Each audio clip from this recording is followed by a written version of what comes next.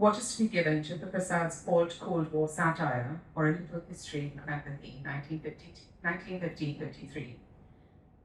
In June 1953, the Bengali artist Chittaprosad, a lapsed Communist Party of India artist based in Bombay at the time, ended a letter to his friend Murari, to whom he wrote often like this, and I quote, "It is impossible to realize what is to be given and how it is to be given unless one knows whom to give to and why," end quote. Loneliness and self-doubt ooze from these words and are a piece with Chittaprosad's losing struggle to be heard, seen, and paid during that period in his life and in decades thereafter. To be listened to be looked at. Chittaprosad wanted both for his art, however. He wanted it to have a viewing and for its polemics to have a hearing. More than anything, he wanted the subject matter of his views, injustice, crisis, political and social fallout, to engage a cohort, to be paid attention to. Made between 1950 and 53, during the 3 years leading up to these personal frustrations, the works I show by Chittaprosad today are a small, expressive bouquet of rather hilarious pen and ink drawings in service of deep feeling. Single-page images that I will get to eventually, each dominated by one dramatic composition. These satirical images or cartoons portray the Cold War from a subcontinental vantage, or an alt-Cold War, which slants the Manichaean narrative, the master narrative, and inserts a playful, if mostly tragic strand to emerging research about India's Korean War contributions, and far from neutralist dealings with the Western Bloc. In studying the images, I acknowledge the coincidence of several contexts. The non-prestigious status of the talkie style of avant-garde art in early Nehruvian India, the disarticulation of communist ideology in parliamentary politics, and Chittaprosad's own ambivalence towards the value of such objectified solidarity for him as an artist, and the greater need instead for more interventional and processed ways of shaping his own and others' emotional lives, or the cultivation of what philosopher Martha Nussbaum has described as political emotions. Her book from 2013, by the way, discusses this beautifully for those who might be interested. Casting Nehru as India's moral core, the works crystallize two related themes: neocolonialism's reflection of empire's evils and loopholes in Nehru's peace paradigm peddled through his Cold War missions, specifically during the Korean War, in which he played a still little known but very, very important, a pivotal role in moderating American interventionism and mediating the peace resolution that ultimately ended the war in 1953. That said, Chittaprosad's Nehru is an ill-equipped critic of the post-war imperium of capitalist aggression, whimsically averse to taking sides, bored with decision-making, and swayed by treats. We also see him failing to generate an impartial principle at home in India. I hope I've whetted your appetite for these works. Have I? Well, so let's meet the artists behind them to give legs to some of these ideas, particularly for those to whom he is unfamiliar. Commonly known by his given name, Bengal-born Chittaprosad Bhattacharya, Chittaprosad, was a star artist of the Communist Party of India. Soon after gaining a name with his expressionist drawings protesting the Bengal famine, 1943-1944, that populated party literature and mobile exhibitions, and for which he is still best remembered, he began documenting peasant conferences, labor strikes, and social protests convulsing the country. This happened throughout the 1945, 1946, 1947. He simultaneously made scores of vibrant satirical drawings, narrative images that took potshots at national leaders, bureaucratic corruption, and political infighting in the vein of Russian revolutionary art. Around 1948, Chittaprosad exiled himself to Bombay, lost the backing of party-run media, but stayed relentlessly productive. After the mid-50s, he turned his back on political commentary, expanded his stylistic repertoire, gleaned from Patu aesthetics, Balinese silhouette puppetry, and mid-century East European woodcuts. And showing just two of these works that he made, well, scores of which he made during the 1950s and 1960s after the 1950s. and explored these aesthetic inflections in immersive line-of-art projects that depicted family life, labor, historical craft tradition, and poverty among children. For a while, he handmade wooden puppets in the avant-garde Czech marionette tradition and founded a mobile puppet theatre performing in shanties close to his home in northern Bombay. An inveterate correspondent, his letters to friends, colleagues, and family members that combine references to literature and cinema express contempt for the state and fraudulent scholarship, disillusionment, and progressive interests that he believed had devolved to a dance of the ghosts, as he called it, as well as boredom, loneliness, and homesickness for Bengal. Being alienated from organized left dissent and the post-1947 avant-garde, despite admiration for certain contemporaries, continued to sting throughout his life.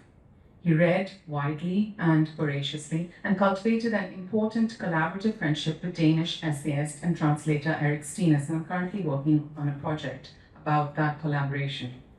Barring this friendship, he craved professional endorsement and eventually lost currency amidst the two dominant strands of post-independence Indian art: abstraction and formalism on one hand, and indigenous authenticity on the other. He just didn't fit in. When Chittaprosad died in 1978, destitute and largely forgotten, he left behind an enormous, somewhat unclassifiable corpus. It frustrates easy classification and lacks the usual signposts that allow scholars to easily assign him a place into the well-trodden discourses of early post-colonial subcontinental art.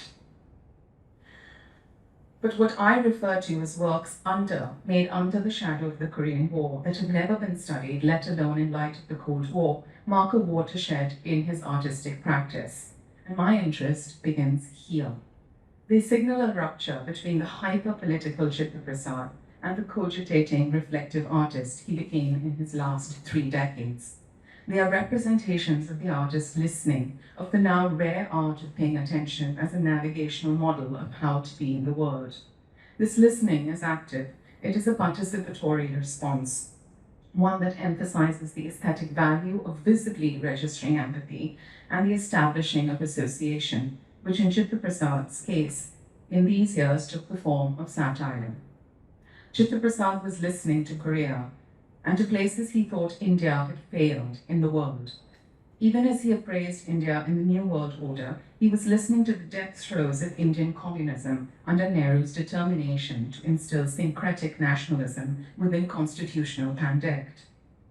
Nehru's quick draw on hardline activity had chased some old-school communists underground. Some resurfaced in urban labor protests and agrarian revolt. Others entered competitive politics over the representation of peasants, workers, and the unorganized. Antagonism between Nehru and the communists, predating independence, inevitably fueled communist critique that Nehru's post-1947 attempts to update socialism through parliamentary democracy was simply a rehearsal of colonial hierarchies. Elsewhere, the left press vilified the inconsistency of Nehru's attacks on domestic communism and his push to include China in the UN Security Council, even after the outbreak of the Korean War in June 1950. Chittaprosad, too, saw Nehru as the people's enemy. Untitled from 1950, a drawing, is among his most savage arraignments of the new state and its apparent misuse of reasonable fear, what jurist and constitutional theorist today, Andras Sajo, has otherwise suggested is a beneficial and preemptive ingredient in constitutional recipes that societies adopt in framing civil rights. In the image, an almost airborne police constable is shown thrusting a rolled-up manuscript of the Indian Constitution down the throat of the prone figure of gendered India, hair wild, eyes mad with terror, exerting against abuse by clawing at the ground. Barely contained fury charges confidently through the rapidly inked lines. The image refers to the Indian Constitution enforced beginning January 26, 1950, and relays communist critiques of a constitutional section that imposes limits on specific civil liberties in the interest of general concern. Where one prominent social leader of the time equated constitutional restrictions with the conservatism of police constabulary, Chittaprosad escalates the remark by means of an extreme action connoting being gagged. The image, common in images of torture as well as punishment porn, enacts what Sarjo calls the communist fallacy to think of constitutions in visionary terms, when constitutions actively reflect the fears originating in and in relation to the previous political regime, especially with new democracies. They necessarily lack a program for the future. Sarjo's interpretation helps to underscore an overlooked aspect of Chittaprosad's political imagination, that his critique of constitutional blind spots might be construed as apotropic, something that wards off evil by showing things at their worst. For Chittaprosad in 1950, Nehru's India was this very antithesis of a democratic order. The leader would then advocate, through his Cold War, foreign missions. It is only recently that some historians have arrived at an accurate appreciation of India's role in power brokering during the Korean War, or the first major international military engagement between the Cold War blocs. Midway through the war, before the ouster of General MacArthur, the belligerent military commander of the US-led UN offensive, many observers feared that the American stand would lead to a Third World War. Nehru's first occasion to properly test India's heft on the world stage came with the war's outbreak. He persevered in trading peace protocols at the UN and severely constraining US intervention throughout the war's 3 years.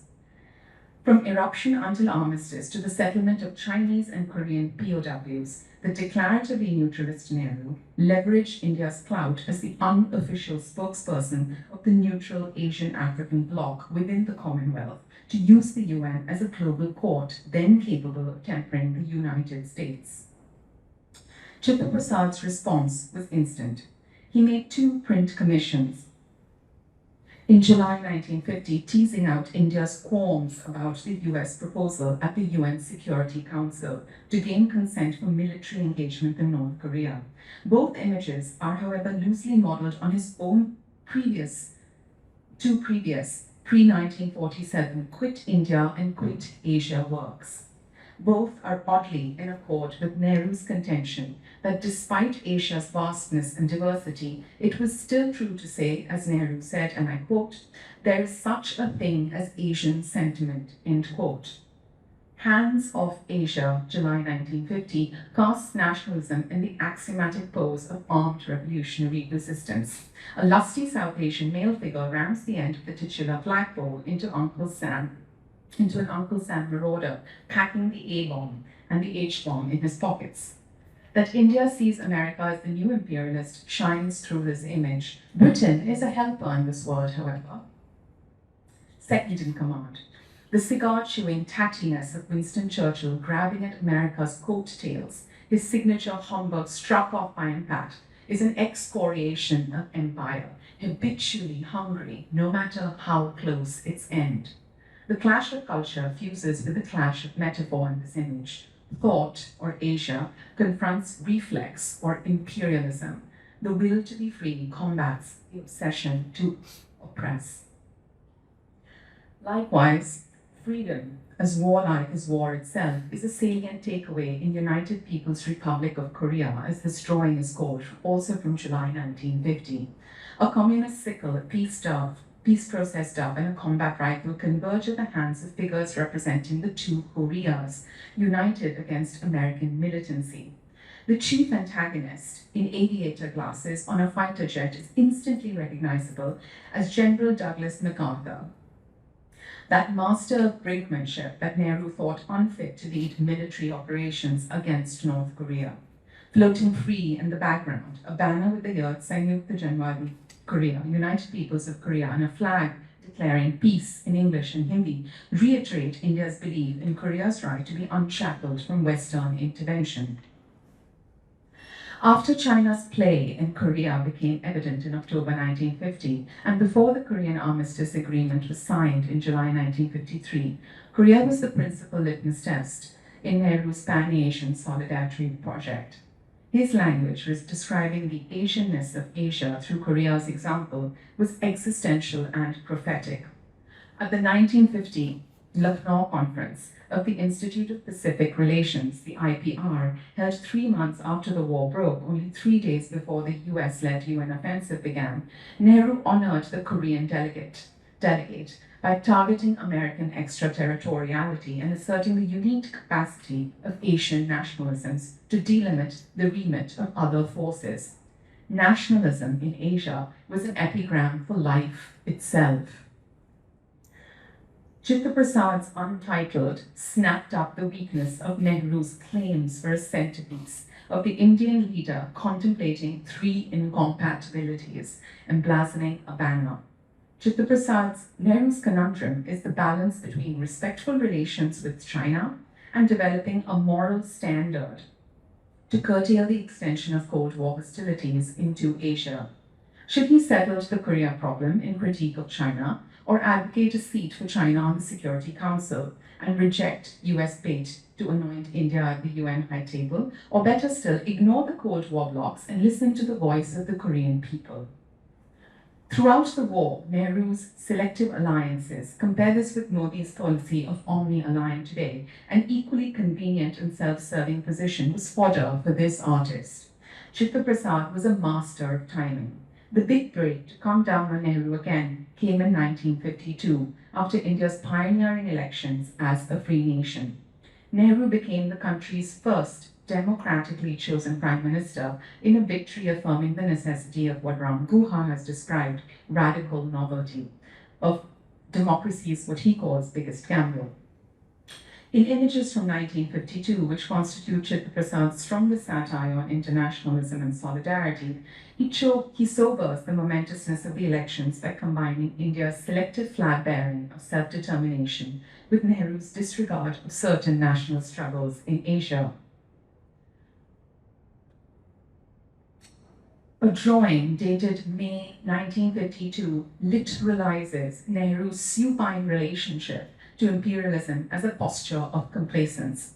Seated glumly within an oversized British crown, Nehru holds out an olive branch to a round table of figures standing in for the Malayan emergency of the anti-British National Liberation War and the Mau Mau uprising in Kenya.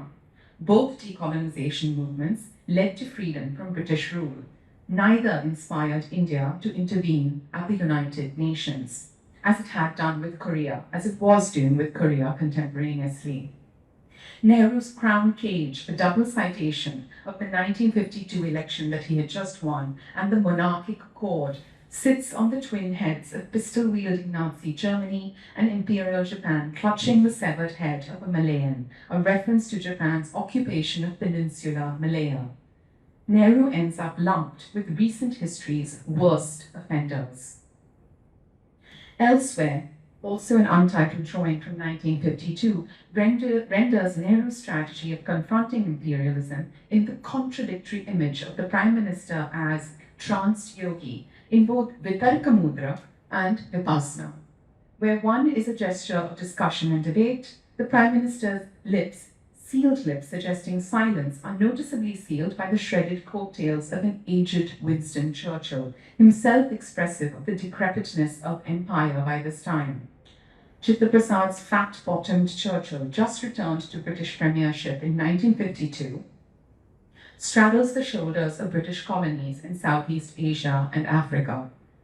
The vignette is an unmistakable swipe at Churchill's well-known proclamation to hold on to empire and avoid what he called dismemberment, at a time when Britain was at its weakest and alienated from allied powers. Nehru, meanwhile, remains unmoved. Using the body and its actions to lend psychological complexity to historical conditions and events was a recurrent trope in Chittaprosad's satirical repertoire. Gesture, in particular, took on a powerful role in limbing in events with emotion. I'd like to bring your attention to three images here, two from 1952 and a third undated work from around that time, in which Japan stands for instability of self-rule in one, Sri Lanka, the state of statelessness, and China, the voice of truth. In these three dynamic yet affective compositions, one sees the capacity of invisible forces such as anger, distrust, and contempt in contouring imaginaries behind war and international agencies of control. In Untitled, May 1952,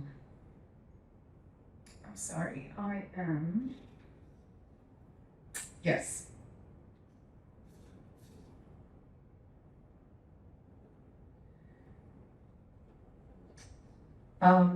Chittaprosad uses a diorama-like composition to show the island nation of Sri Lanka. A strapping estate Tamil represents the country's hefty tea and rubber Tamil workforce of Indian descent and the shattering enormity of his predicament.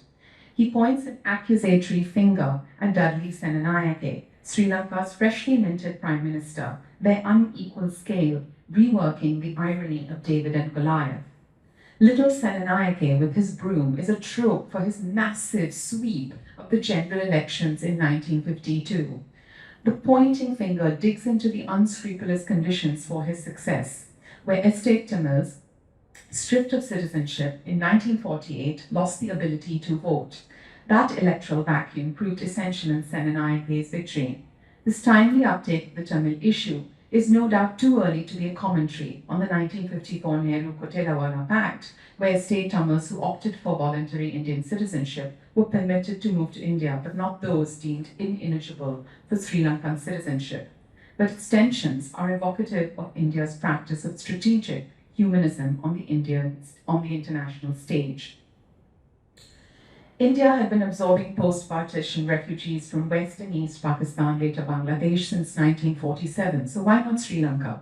Concurrent with events in Sri Lanka in anticipation of the ceasefire in Korea, Nehru was also negotiating the repatriation of Chinese and North Korean POWs. India eventually absorbed many Korean POWs and gave them a home. Nehru's heart had strayed as far as Yalu River bordering China and North Korea. Why did his compassion for stateless estate Tamils come to a hard stop at the tip of the Indian peninsula is what Chittaprasad's image seems to be getting at. In this image, also from the same year, May 1952, the crackling slap that Japan gives to America communicates the enormity of the political sentiment leading up to Bloody May Sunday. Japan is a youthful man in Yucatan Geta, the traditional gear. America, a gimp-like geezer with an evil eye. The sunburst of lines in the air puts a fine point on the blow. Bloody May Sunday, named for the tragic outcome of demonstrations held on May 1st, 1952 in Tokyo, left 20 injured and 2 dead. Demonstrations erupted only hours after the official conclusion of the US occupation of Japan, in reaction to the news of Japan's pact with the devil, America. The San Francisco Peace Treaty that freed Japan from 7 years of US occupation since 1945 was concurrent with absorbing it into America's military imperium until the Security Treaty of Ampo. The image quotes the relationship as endless retribution bondage in the cowering bundle of post-war Japan, dressed in wartime gear, newly grading US ordnance at America's feet.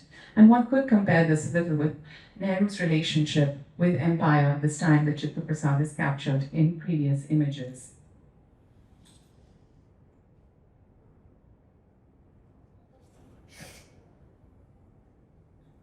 In what is a final image in the set of works from this period, Chittaprosad makes an overt strike on Nehru again, though this one specifically encapsulates decades of distrust that would then characterize Sino-Indian diplomatic history as they chose sides during the Cold War. An enormous Chinese peasant is shown kicking the morally crippled West across the Himalaya range. A dangerous upswell of stiff white icing waits below. On the other side, Nehru welcomes China's reject with a garland. blood and blooms, spiky hair and hard cash, the loping swing of the labourer's limb, endless snow. These rich material elements offer a sensory equivalent to the tensions of diplomacy, aid, and treaties. At the beginning of the 1950s, Nehru sought US economic aid for India while trying to limit US military engagement in Korea and lobby for China's inclusion in the US Security Council, despite America's crusade against its inclusion into the post-war world order. Drawing on the power of colloquial gesture, China's giant kicking leg is therefore much like Asia's monumental ejection of the West in the first image, Hands Off Asia. With the hindsight we enjoy today, it seems to anticipate the build-up of historical rancor that would culminate a decade later in the Sino-Indian War of 1962. Chittaprosad wanted the picture plane of satire to be a site of response. The ambition shines through his argumentative compositions and uptake of current events. Most of the works you've seen were made to be published, but may not have been.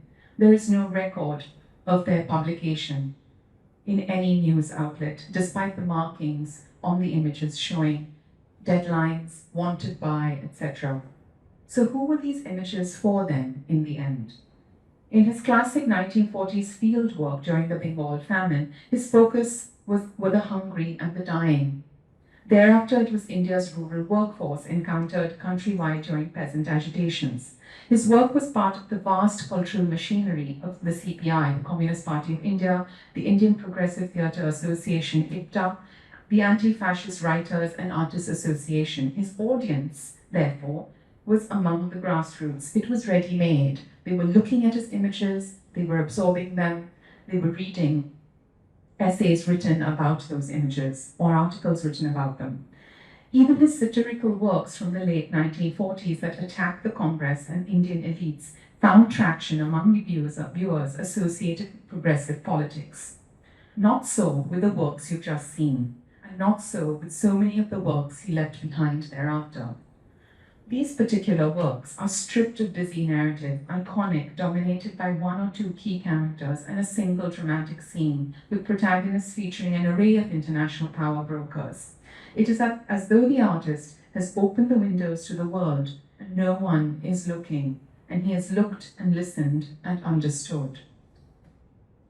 In their totality, these works, as a muddy, contradictory network of alliances and betrayals, exude a gamey prescience, which is just another way of saying Chittaprosad has a contemporary voice, or that's what an art historian would say. Art history and the art world have a rather outdated attachment to the notion of the artist as visionary. But if we wanted to argue differently, we might admit that some historical patterns are eminently repeatable. And Chittaprosad, a keen observer of historical change, was tapping into that dynamic, bringing it to life, rather than being a clairvoyant. Either way, the affinities between his images India and today's avatar, where it upheld sovereignty but challenged neocolonialism erratically, and now with its G20 presidency and refusal to sanction Russia over Ukraine, are compelling. But topicality was not enough for Chittaprosad, the engaged artist. The read he offers and the prophecy one infers pivot on an intrinsic politics, independent of the subject matter, that exist at the level of the image. In their sumptuous bodily entanglements and swooping references, in their haptically weighted line, letting the eye feel how the stress falls, of a smile, a stare, or an embrace, of solidarity, indifference, or alliance, the compositions show corruption to be as inescapable as critical empathy and beauty are possible. And this is what turns the political image into art. In order to give his subject matter a hearing, Chittaprosad knew the project could not do so unless it was also an aesthetic experience, something you want to look at. As much as he believed that not being a genius disqualified him from making art for art's sake, he always had one rule in place. No matter how political it was, he would never allow art to become what he called the saddle horse of history. In a different letter to Murari from May 1953, just before the end of the Korean War, And it was written just a month before the first letter I quoted. He had expressed his frustrations around not having a cohort or an audience. In this other letter, Chittaprosad describes a trip that he had taken to the drought-racked hinterlands of Maharashtra state, specifically a village called Mangi and its environs. When he was back in Bombay, he wrote to Murari saying, "I have just returned from Mangi, roasted and half dead. The few villages I visited look like bomb-devastated Krea," end quote. While in central Maharashtra, his visit coincided with an extravagant gathering organized in the village of Mangi to receive Nehru, who had come to fete local groups for their self-initiating irrigation solutions, a project that in fact fell to the state to fulfill. No sooner had a welcome garland circled his neck than Nehru made a quick exit, notes Chittaprosad, who stayed on back at Mangi to finish his project, to cover drought-induced famine in the region. The project was quite specific. The commission had come from a very high-ranking official known for his fearless critiques of Nehru's 5-year plans of India's economic and social development. As it happened, this particular official proved unreliable and withdrew support from the project. Chittaprosad, however, had completed the project.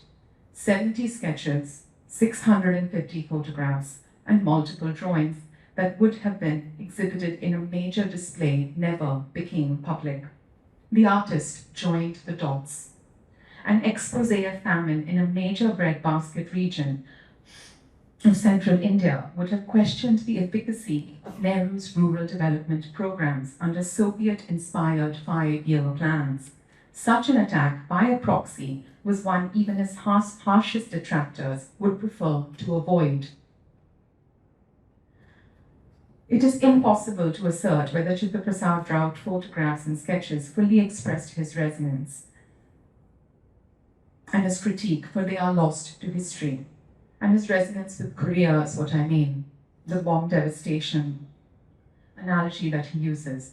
But his seemingly glib and colonial comparison between one kind of ecological ruin and another, a distant war, devastated landscape, and a more local topography of natural disaster, is yet another reflection of how he harnessed the emotions that he felt through satire to bring shape to what might otherwise appear disembodied at a distance. And this was his way of making the political image into art. Ultimately, however, even this was not enough for this artist. And the this being the aesthetic experience that one claims elevates the political ideas to a political artwork that allows the ideas to get a hearing and make the difference they aspire to make. The term hearing is something that George Orwell famously made in his essay Why I Write from the late 1940s, I think it was 1946. Visually appealing as Chittaprosad's images are, they mark the beginning of his own categorical turn away from satire towards a softer art. Lino cuts, genre imagery, portrayals of craft and traditional contexts, the home, family, sex, love, simple tear-jerking circumstances of childhood poverty. Why did he stop? Why did he stop laughing? Why was laughter not enough? Does it reveal a changed view of the cultural object and its capacity to do politics? Does it reflect his revision of the assumption that Alenka Zupančič in her book Odd One In, 2008, refers to as, and I quote, the humanistic romantic presentation of comedy as an intellectual resistance? I want to conclude with the idea that yes, they do, suggesting perhaps that a fuller reckoning with the limits of cultural reification was absolutely taking place in Chittaprosad's mind. By this, I'm drawing on the formulation of reification propounded perhaps most definitely in the 20th century by George Lukács, 1971, in History and Class Unconsciousness, that later Frederick Jameson articulates in The Political Unconsciousness, 1986. Lukács' reference is to dynamics where objects become stand-ins for social relations, and social behavior, which then becomes understood as things in and of themselves, commodities, rather than behaviors being effusions from human behavior.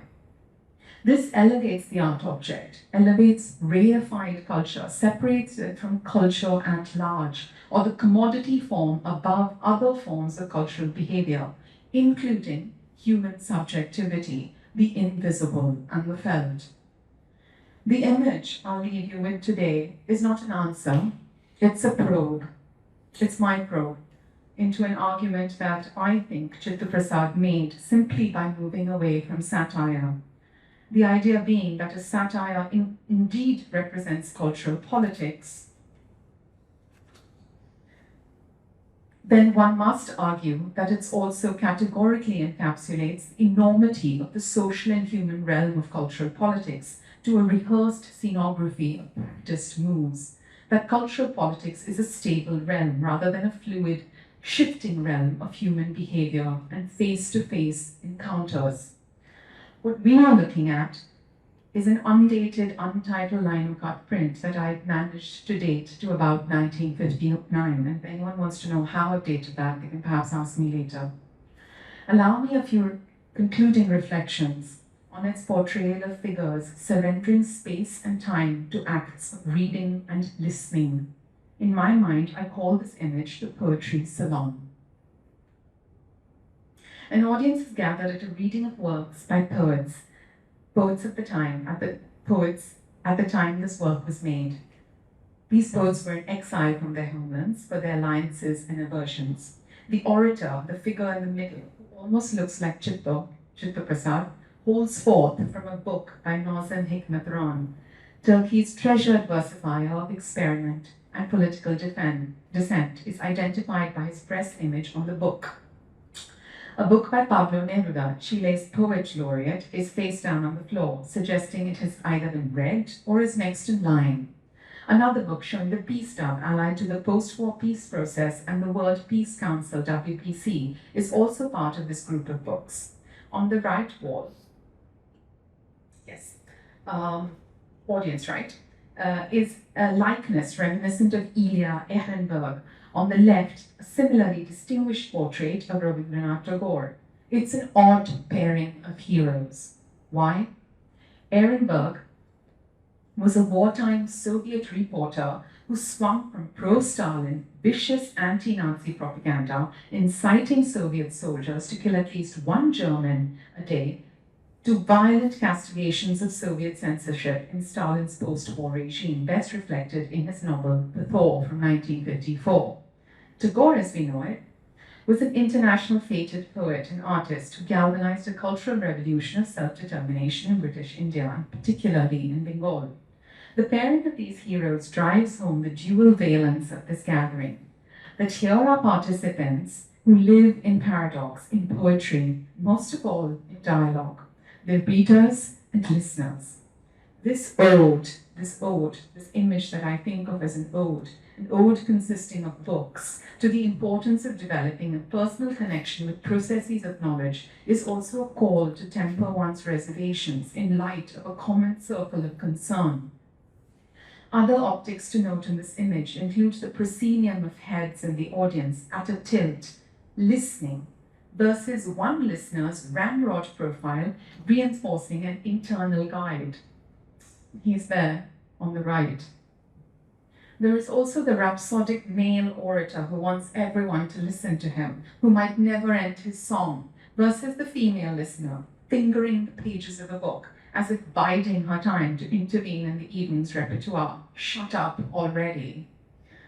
What does this image say? That collaborative emotions are fraught and fragile.